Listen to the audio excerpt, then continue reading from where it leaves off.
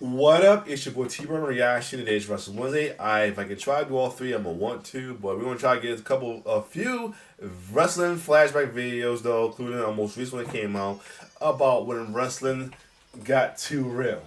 Meaning like situations got too real to the point of canceling a storyline,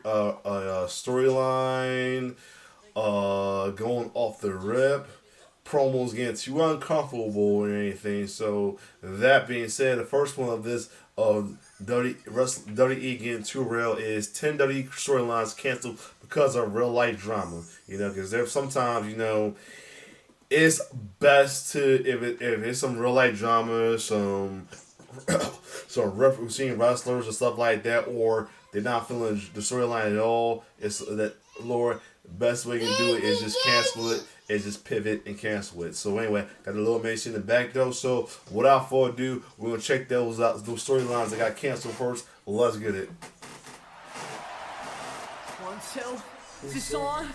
WWE is often incredible at storytelling. Some storylines flop while others are unforgettable. But what about the ones that just vanish? No payoff, no closure, just dropped. The crazy thing is, it ended so abruptly. There was no finish to it. Oh, so yeah. I'm not sure what happened. Yeah, I was wondering about that, and that's probably why they ended up switching to having Triple H be the one to be the co-conspirator of the co-conspirator behind Austin getting ran over by Rikishi. I don't know if someone was uncomfortable. Maybe a fiance didn't like what was going on. Right.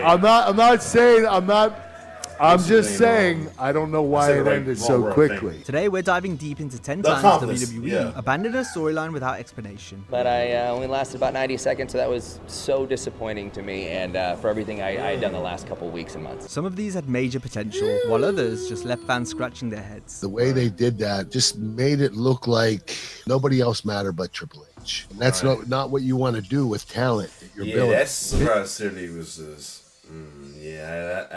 that was a head scratcher how they did that. Ain't gonna lie, how they had that surprised was a head scratcher right there.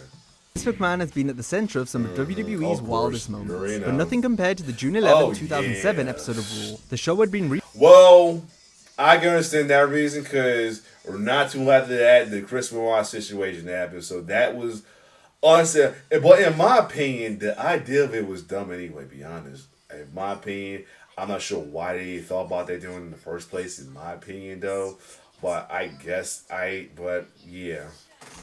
rebranded as Mr. McMahon Appreciation Night, an ego-driven spectacle following McMahon's humiliating loss of the ECW Championship to Bobby Lashley at One Night Stand. Throughout the night, WWE legends and personalities appeared, not to praise McMahon, but to mock and insult him. Stone Cold Steve Austin took verbal jabs, and even Donald Trump made an appearance. McMahon appeared increasingly... The time when Donald Trump was somewhat loved in a way, because he was actually the babyface of their feud.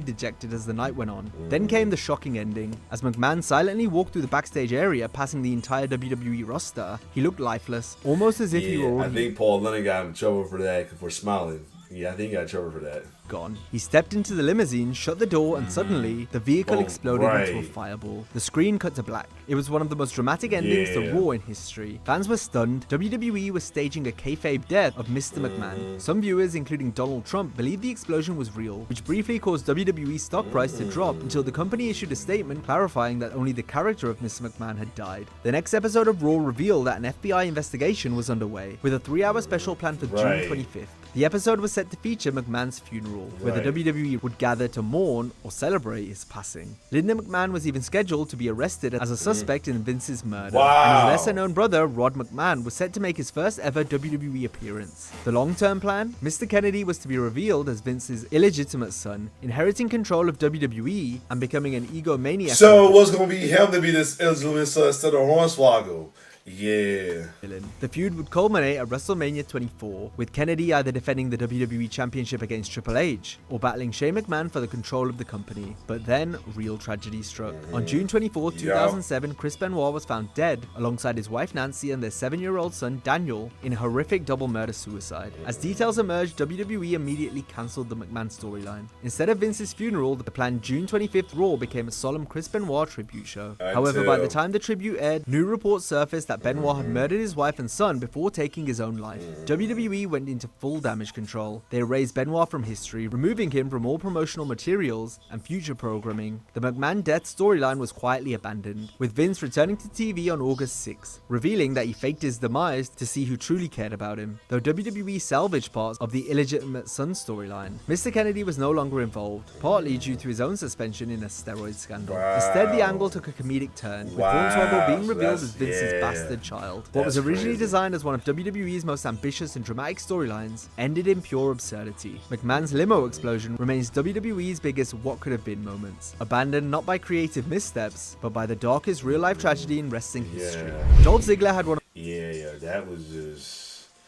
I mean, I feel like that idea was a bad idea in the first place, but then unfortunately that situation happened, which really sucks, and then it just went to shit after that, though. It was just bad. This whole thing was just bad altogether, in different kind of ways at all. One of the most unpredictable careers in WWE, but in 2017 he pulled one of his strangest moves ever. At Clash of Champions he won the United States Championship, only to leave the title in the ring and walk away at the next SmackDown. Yep. You want something to remember me by? I'm gonna have everyone talking about me one way or another. Threw it down and walked out, and I loved it. I go, this is great. Ziggler's cryptic exit suggested a major storyline was coming. Maybe a character change, a bigger push. Instead, nothing happened. He returned at the Royal Rumble a month later, lasted under 2 minutes, and never really gave an explanation. I thought he retired or something. I thought he was done too. Later, Ziggler revealed in an interview that he had a vision for this storyline, but WWE took it in a different direction. He explained that he wanted to walk away for an extended period, let fans wonder about his status, and return as a more powerful character. In reality, he was only gone for 3 weeks, far from the impactful absence he had hoped for. I wanted something special to happen. I wanted to go away, work on myself, make myself stronger, make my character better. So I did what I could, and I slammed the title down and walked out. This was the most anyone talked about me in 7 years. But I only lasted about 90 seconds, so that was so disappointing to me, and for everything I had done the last couple weeks and months. The plan seemed to be that Ziggler was on his way out of WWE, as rumors at the time suggested he was planning to leave the company. However, WWE reportedly made him a contract offer too lucrative to turn down. His sudden return at the Royal Rumble felt awkwardly rushed, and WWE scrambled to justify his return by having him claim he gave up the US title because he wanted a WWE Championship match at WrestleMania. The reality, he ended up competing in the Andre the Giant Memorial Battle Royal, a complete afterthought. What could have been a powerful reinvention of Ziggler's character ended up as another missed opportunity in his rollercoaster career. The Nexus was one of the hottest factions WWE Alright, so now this one, I'm 50-50 about that. I'm not mad. I'm probably one of the rare ones that wasn't mad that he lost against Team WE's World 2. I feel like it makes, because Team WWE was a hometown, but I know folks that hated the situation because they felt that Nexus needed to be over in a way as well too. I mean, so it's 50-50 with that as well too. So, and they was Hills, so I had to root against the Hills. I mean, just saying. So yeah, but there's folks who were whoever gung ho or hate faces that would felt that Nexus should have got the win, wherever. But that's another story. In years. Despite suffering a major loss at SummerSlam 2010, the group still had credibility as a dangerous, disruptive force in WWE, and in a moment that has largely been forgotten, they set their sights on one of the biggest names of all time, The Undertaker. On the 900th episode of Raw, just a few weeks after their SummerSlam defeat, Nexus attacked The Undertaker and left him laying. This was a huge statement. Taker, known for his supernatural resilience, had been overwhelmed and taken out by the upstart group. It was a golden opportunity to re-establish the Nexus as a dominant threat, but WWE never capitalized on it. In fact, the segment barely got any follow-up, and the faction quickly lost momentum once again. However, the Nexus wasn't done with the dead man just yet. At Bragging Rights 2010, The Undertaker faced Kane in a buried alive match for the World Heavyweight Championship. With Kane on the verge of losing, the Nexus suddenly interfered, attacking The Undertaker and helping Kane bury him alive. This shocking twist seemingly set up a major storyline between the Nexus and the Phenom. But then, nothing happened. The next night on Raw, Wade Barrett, the leader of the Nexus, briefly mentioned the attack but gave no explanation. He simply stated that the Nexus had their reasons for getting involved. But it is fairly obvious, if you know how WWE works, that if a group of guys attack The Undertaker and put The Undertaker out for 5 months until he comes back 4 weeks before WrestleMania for his run there, clearly the intention is for Undertaker to come back and work with those guys. No feud developed between The Undertaker and the Nexus. No retribution was sought. It was as if WWE had simply dropped the entire angle overnight. Rumors at the time suggested that's why I'm not too mad about the losing at the team against WWE. They had a chance to again. That's where they really dropped the ball. They could have had him redeem and got a win afterwards, well too. They had a little thing with Cena going on as well too, but at the same time they just dropped the ball with him. I mean, yes, they healed, but he could have did that Undertaker when they get the gym back. So I don't know why he dropped it. WWE had initially planned for The Undertaker to face Wade Barrett at WrestleMania 27. This would have been a major opportunity for Barrett, potentially elevating him to main event status. However, plans changed, and The Undertaker ended up facing Triple H instead. The Nexus, meanwhile, lost more steam in the following months. After Barrett was exiled from the group, CM Punk took over as the leader of the new Nexus in early 2011, but the faction had lost its bite. By the time WrestleMania 27 rolled around, the Nexus was a shell of what it once was. The biggest mystery remains, why did WWE have the Nexus attack The Undertaker twice, only to never follow up? Was this simply a way to write The Undertaker off TV so he could take time off? Did WWE lose faith in the Nexus as a top faction? We may never know, but what could have been a career-defining feud for Wade Barrett and the Nexus became just another forgotten chapter in WWE history. At the 2015 Royal Rumble, Curtis Axel was set to enter the match at number 5. However, before he could even make his way to the ring, Eric Rowan of the Wyatt family ambushed him backstage and took his spot. Axel never technically entered the match, meaning he was never officially eliminated. While this seemed like an inconsequential moment at first, the internet quickly took notice. Fans began spreading the joke that Curtis Axel was never eliminated, and that he was the rightful winner of the Royal Rumble.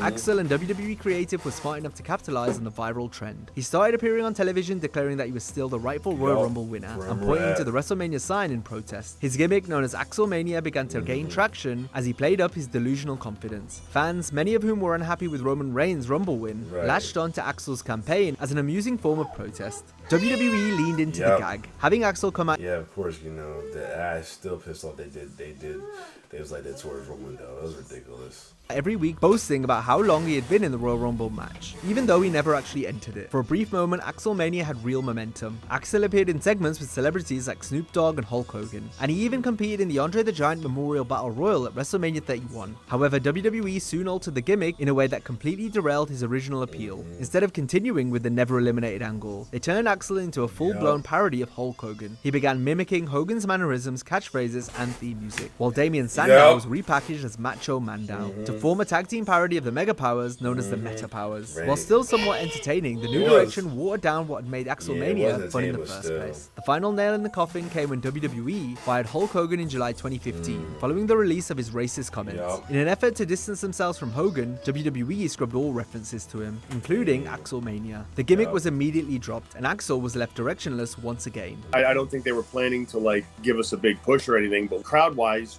we were an attraction. And in the house shows, we were getting as lot of response as anybody. Axelmania. I mean, typical with the Vince. Well, I get why they did because they had dropped because of the situation with Hogan, but at the same time, typical shit right with Vince. He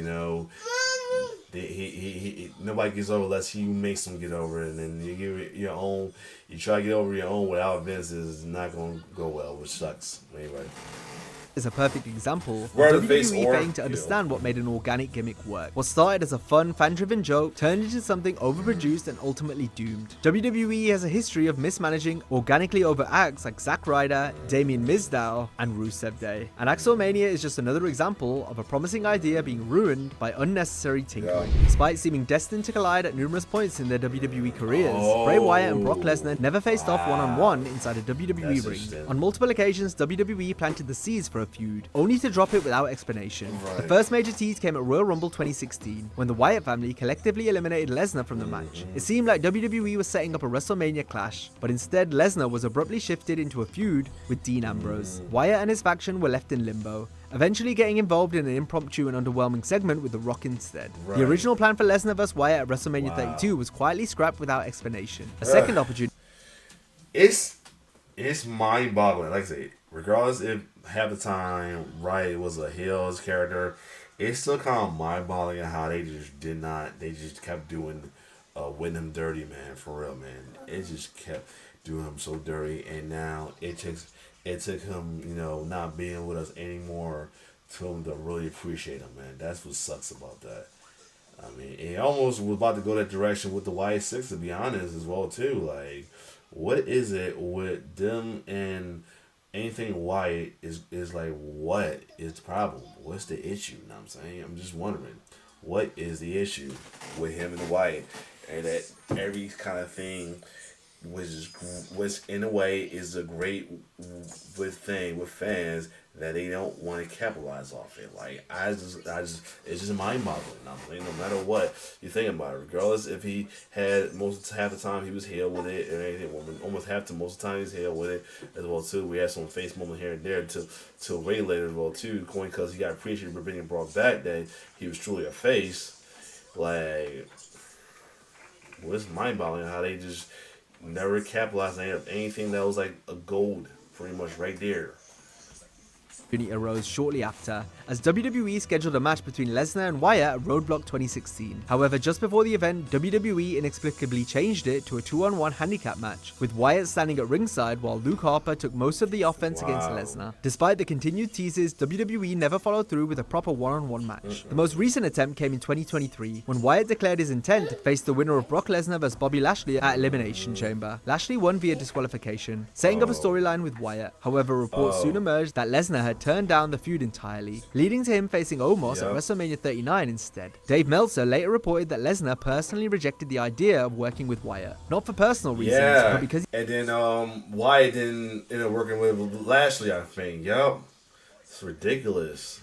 He felt their styles didn't mesh. Lesnar's entire persona is built on legitimacy and real-world dominance, whereas Wyatt's character is centered around supernatural horror elements. WWE's inconsistent booking of Wyatt also played a role, as many wrestlers left feuds with him in a worse position than when they started. Ultimately, the WWE Universe never got to see how a Lesnar vs Wyatt feud would unfold. Despite years of teasing and missed opportunities, the company never pulled the trigger on the match, leaving it as one of WWE's biggest what-ifs. In late 2008, WWE introduced a mysterious new character, Hayde Vanson, in a cryptic promo on SmackDown. The vignette showed Vanson speaking in a dark, eerie tone, claiming he'd been waiting for this moment his entire life. I have a feeling I kind of remember that. I have a feeling I kind of remember that vaguely.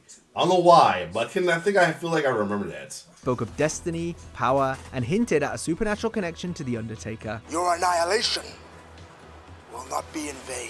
WWE had big plans for him, with the ultimate goal of setting up a WrestleMania 25 feud against the Dead Man. According to former WWE writer Freddie Prinze Jr., Vanson was supposed to lead a cult-like faction, somewhat resembling the X-Men or the Brood, with each member possessing unique abilities. The storyline would have seen Vanson declare himself as The Undertaker's long-lost son, someone who had been abandoned and was now returning for revenge. WWE even filmed multiple vignettes to build anticipation for his arrival. However, before the storyline could gain traction, Triple H reportedly mocked the idea in a meeting with Vince McMahon, laughing at the concept of The Undertaker having a mutant gang. That was all it took for Vince to scrap the storyline entirely. He says, "Are we really going to go with this guy?" And Vince goes, "What do you mean? What's the problem?" And he says, "He looks like he cuts my grass."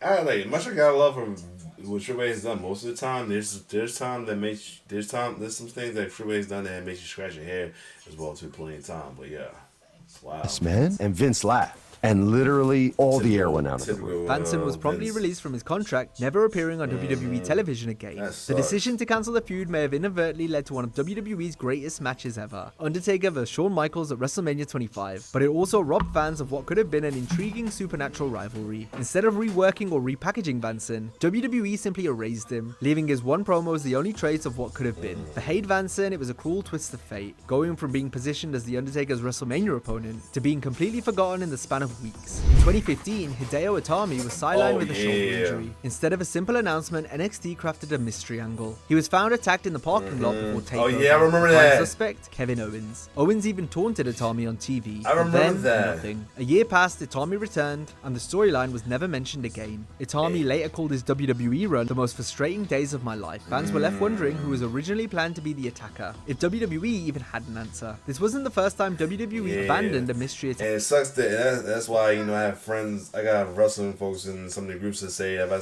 mention anything about Hideo Itami, they say that never exists. That's that's his Toby name in Roots. That's his Roots. His name is Toby. His Kunta, but he's Toby. Yeah, it's like his Toby name as well too, slave name, whatever, some shit like that. And they call him Kenta. You can never call him a tail. If you call him tail, it's like a disrespect to him. Attacker angle. And No Way Out 2003, Edge was found unconscious backstage before his scheduled tag team match with Chris Benoit and Brock Lesnar. EMTs rushed to his aid while Benoit and Lesnar were left wondering what happened to their partner. The segment built intrigue. Who took out Edge? What were the repercussions? The answer? None. The storyline was quietly dropped, as Edge was actually written off TV to undergo neck surgery. Unlike other injury angles that built probably was the beginning of what we would eventually get to. Was revenge or a return storyline. WWE never addressed the attack again. Even Edge himself has admitted that it always bothered him that WWE never followed up on it. Two different eras, two different wrestlers, but the same lazy writing. WWE has a history of dropping mystery attacker storylines, leaving fans without answers and performers without payoffs. By late 2017, Raw and SmackDown had lost a lot of momentum due to uninspired, repetitive booking. The previous year's brand warfare at Survivor Series had some level of excitement, but by 2017, the investment had significantly dropped. Despite this, WWE put together I feel like that's probably why they stopped doing the 5-on-5 A3, because they wanted to stop doing this brand superiority as well too. That's why we've been stuck with War Games. Nothing against War Game. I feel like they need to like switch it up a little bit for it. End up like the brand superiority of Survivor Series and get oversaturated as well too. Like, I mean, the best one they had was the three brand supremacy with NXT in it, but at the same time, like they gotta switch up the War Game a little bit, not be like either not be at everything for Survivor Series, or at least have a male War Game and a women's Survivor Series, and still have some traditional Survivor Series with it, or vice versa, but still.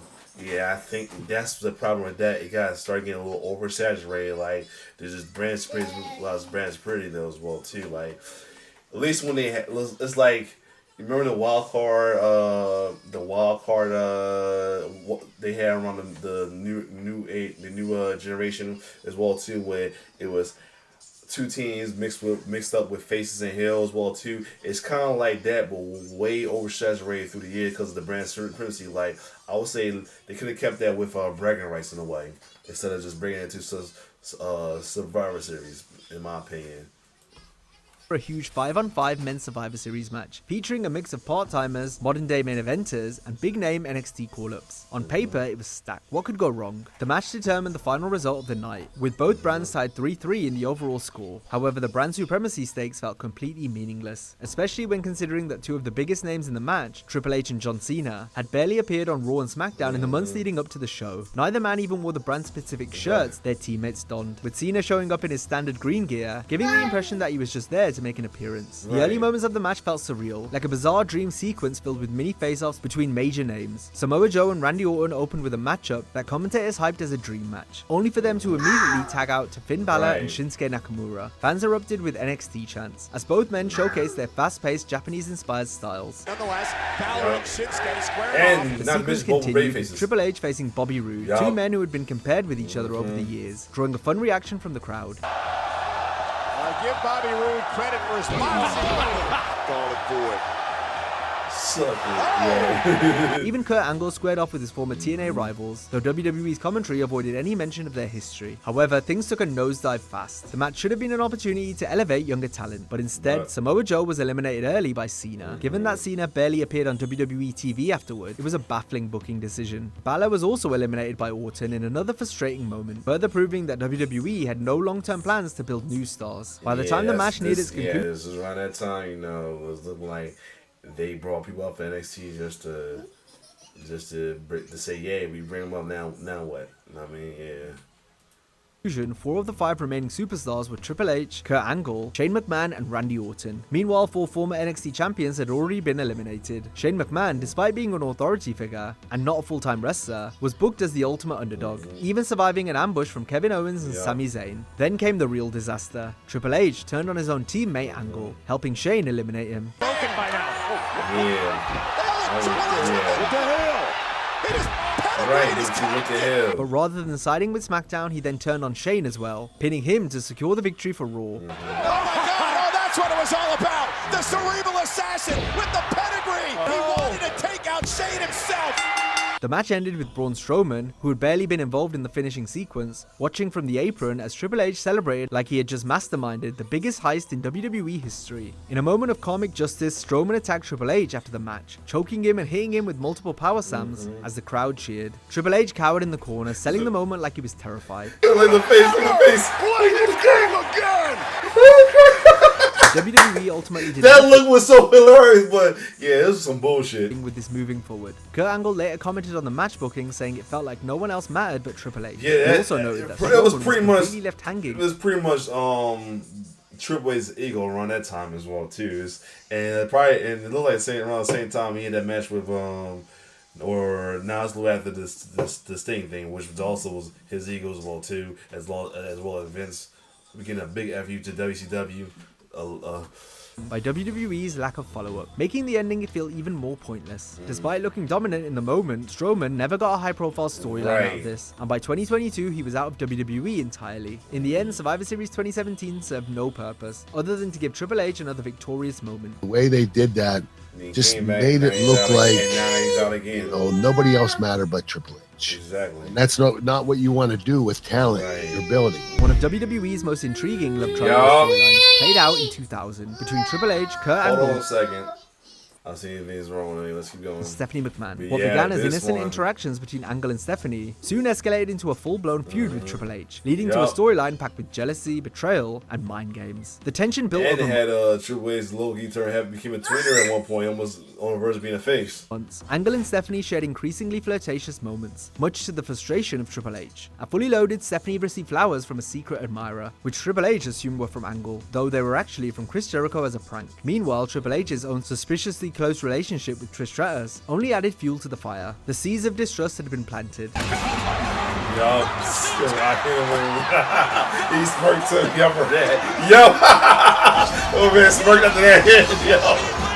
By the August 4th episode of SmackDown, Stephanie seemed to have more in common with Angle than her own husband. The drama escalated when Stephanie begged Angle not to compete against Triple H for the #1 contender spot. Angle, misinterpreting her words, assumed she was unhappy with how Triple H was treating her. Hunter, you're a bitter and jealous man, and it pains me to see Stephanie, my friend, saddled with a loser. You cannot lie. You cannot lie though. This was indeed a good storyline for sure, yo. Like you, that Triple H, you always made a lousy WWF champion. But after last night, you make even a lousier husband. As tensions boiled over, Mick Foley resolved the conflict by making it a triple threat match between The Rock, Triple H, and Angle at SummerSlam 2000. The match would feature one of the most infamous botches in WWE history. Angle suffered a legitimate concussion after a failed pedigree through the announce table, forcing him out of the match for a portion of time. The storyline was supposed to lead to Stephanie betraying Triple H and aligning with Angle. Seems to me like there's a little electricity between Stephanie and Kurt and I are just friends. Where is it written that a guy and a girl can't be just friends? However, in a backstage meeting, Triple H reportedly vetoed the idea, stating that it wasn't believable that Stephanie would ever leave him for Angle. Instead of a dramatic payoff, the storyline was abruptly altered, and Stephanie remained with Triple H, reducing what could have been a major shift in WWE's power dynamics to a forgettable conclusion. Kurt Angle later confirmed that the original plan had indeed been for him to steal Stephanie away, and he expressed disappointment that it never happened. But it did just kind of, fall apart. There was no ending to it. I think what happened is after that certain kiss, I think, there might have been a couple people uncomfortable about it and decided not to continue on the storyline. WWE fans were left wondering what could have been. The feud fizzled out, and Angle moved on to other rivalries, while Triple H remained by Stephanie's side. The summer of 2011 was hold on a second. I'm back. Let's finish this up. Yup. One of the most exciting times in modern WWE history. CM Punk had just dropped his infamous pipe bomb promo, criticizing WWE's corporate structure and setting himself up as the anti-authority rebel. This led to Punk winning the WWE Championship from John Cena at Money in the Bank, only to leave WWE with the title. However, a rematch was set for SummerSlam to unify the disputed championships between Punk and Cena. Punk won the match at SummerSlam, but the real shock came immediately after. Kevin Nash made his shocking return to WWE, attacking Punk and leaving him laid out with a jackknife powerbomb. Moments later, later, Alberto Del Rio cashed in the Money in the Bank contract, winning the WWE Championship. It was a perfect setup for a Punk vs Nash feud, but what started as an intriguing angle quickly fell apart behind the scenes. Punk and Nash cut promos against each other in the following weeks, with Punk famously mocking Nash by saying his sister texted him, thinking Nash was dead. Nash later admitted on his Click This podcast that he was not given a response line during this exchange, making the segment feel awkward. The feud was set to culminate in a match between Punk and Nash at Night of Champions. However, Nash was abruptly pulled from the bout, and Triple H inserted himself into the match instead. Why? Well, according to Nash, it was personal. He revealed on his podcast that Triple H had developed a strong dislike for Punk during this time, saying Punk got under Triple H's skin so bad, Paul just came up to me and said, "You're not going to wrestle him, I'm beating him." To make matters more confusing, WWE cited Nash's medical issues as the reason for cancelling the match, yet he was still cleared to interfere physically in multiple segments and later had a TLC match against Triple H. Nash himself pointed out the inconsistency, suggesting that Triple H simply wanted to take Punk's spotlight. Backing up Nash's claims, former WCW wrestler Disco Inferno confirmed that Nash told him the story privately before making it public. It's 100% true. Nash was supposed to work with Punk, and Triple H just said, "Nope, I'm beating him." Paul just came up. We did know that him and Punk and Triple H did not get along for a while. That's why we were shocked he came back though, and now they're like tight now in a way. But still, to me, it just said, "I'm beat him. You're not gonna wrestle him. I'm beating." I was like, cool. Instead of Punk getting his revenge on Nash, the storyline was derailed. Punk lost to Triple H at Night of Champions, and Nash instead began feuding with Triple H, leading to a TLC match that nobody had originally asked for. What should have been a major storyline between a rebellious CM Punk and the returning Kevin Nash turned into another example of WWE's backstage politics, overshadowing creative storytelling. Punk never got his closure with Nash, and instead Triple H walked away victorious. Another case of an intriguing angle that was completely abandoned. Which of these unfinished storylines do you wish had played out? Let me know in the comments. But if you enjoyed this video, be sure to check out our similar video. I hate the wrestler hating taking the moves thing as well as the internet, but now it's gonna be into the other real life wrestler got two real videos as well too. So anyway, this was a good one to check out as well too though. If you love my reaction, this like, share, subscribe to my YouTube channel. Hope I be able to watch the rest of these with this little boy behind me right now. Anyways, your boy T-Bird signing off. One love.